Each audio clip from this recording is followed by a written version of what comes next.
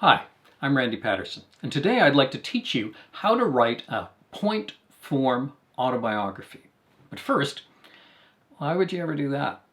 Well, there are a couple of reasons. Let's consider 5 of them. First, we live our lives in the moment. Stuff happens and we react. It's like examining a forest, one leaf at a time. It's hard to get a sense of the overall shape of your life, and a point form autobiography can do that. Second, there are patterns that are only detectable from a long view. You're extremely familiar with your hometown, but maybe you've taken a flight overhead, and from that perspective, you've noticed things that you've never seen before. The major streets are spaced a precise distance apart, or the hills that seem so individual from the ground are actually laid out in rows of ridges. Your life is similar. Stuff happens and it seems random in the moment, but take a step back and you might notice that your life has fallen apart a little bit every time you graduate, for example, or every 6 years or so, or a year after the end of any relationship, or your lulls, which always seem so permanent, reliably predict that the following year will be eventful and filled with developments. Third, taking this long view can normalize your feelings. It can seem like your periods of inertia or anxiety are completely random. So they must be the product of some mysterious mental disorder. But you might realize that they're influenced by the events around you more than you think. They're not so incomprehensible, and they might even be kind of normal. Fourth, maybe you're considering a course of psychotherapy or counseling. Having the highlights of your life laid out chronologically can help kickstart the process. Your therapist is likely to be very interested in the sequence of major events in your history. And you can save a lot of time, and maybe money, by laying it out in advance. And fifth, most of us are naturally interested in our own lives. We are the only person in the universe that we spend all of our time with. So it's normal to be curious about ourselves. When clients of mine have done this exercise, they virtually always discover some things about themselves that they didn't realize before. It would be great if I could predict in advance what they will find out, but I can't. What I can predict is that something will jump out at them. Okay, so what do you do? Well, first, the format. One option is to use a computer file, like a Word document. This can be useful because you can expand and rearrange things really easily. Start with a heading labeled something like Pre-Me. This is for all the details that are relevant to your life that happened before you were born. Then leave a few blank lines. Then put in the year you were born. Leave another few blank lines and put in the following year, and the next year, and the next, right up to the present. Now, the other strategy is to use a notebook or a journal. Start with a full page called Pre-Me. Then put in all the years from your birth year to the present, giving a page or a half page for every single one. Now, I like the notebook format because you can sit and flip through it without a screen, but use your judgment. Okay, so now you have the structure. What do? Well, unlike a written autobiography, you don't have to start at the beginning and work your way through to the present. Instead, you can jump around, topic by topic. And you just enter events under the various years as you think of them. If you think of an event, but you're not quite sure what year it was, put it on a sticky note in your notebook biography, or put a question mark beside it if you're using the computer format. And don't bother with sentences or long descriptions.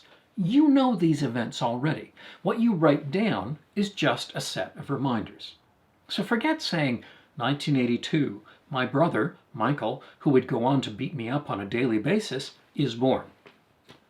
Michael born. That's good enough. So what kind of stuff goes in here? Look, it's yours. Put down whatever you want. But here are some topics that are likely to be relevant. Births. Your siblings, your nieces, nephews, your own children, and anyone else whose appearance seems significant. Deaths. Your family, friends, and even public figures if their death affected you in some way. A friend of mine was off work for a week when John Lennon was killed, for example. Moves from house to house or town to town. Starting school, transferring schools, ending school, and any graduations. Relationship changes, meeting people, splitting up, getting engaged, getting married, separating, divorcing, your own and those of people significant to you, like your parents. Traumatic events, car accidents, major injuries, hospital stays, assaults, brushes with the law, anything that had a major impact on you. Good events, that 8th grade teacher who believed in you, landing your first job, getting the big promotion, maybe traveling to India. Internal events, realizing that you're gay, or developing more confidence, or deciding that you are worthwhile after all, recognizing the negative attitudes you've been holding, and things like the year you started to have panic attacks, or the year you had a depressive episode. Treatment. Think about times when you've sought or received help for problems. The year you first sought therapy, that time you went to the emergency room with a panic attack, the year you left therapy. External events. We live in a worldwide context. Some things might not have involved you directly, but they still had a big impact on you. Put down events that you think had that big effect. 9/11, certain elections, COVID, worry because of the Brexit vote, a person being murdered down the street.